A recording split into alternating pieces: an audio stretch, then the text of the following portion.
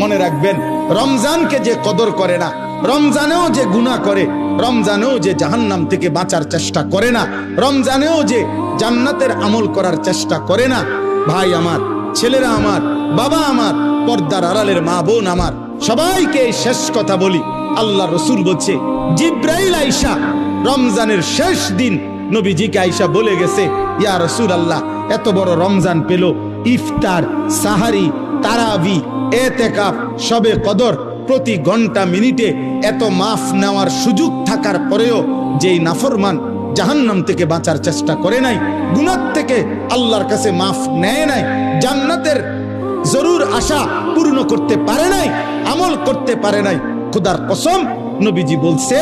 জিব্রাইল আইসা বলছে, ইয়া রাসূলুল্লাহ, এমন নাফরমানের উপরে আল্লাহর লানত, আল্লাহর লানত, লানত, লানত। নবী বলছে আমিন।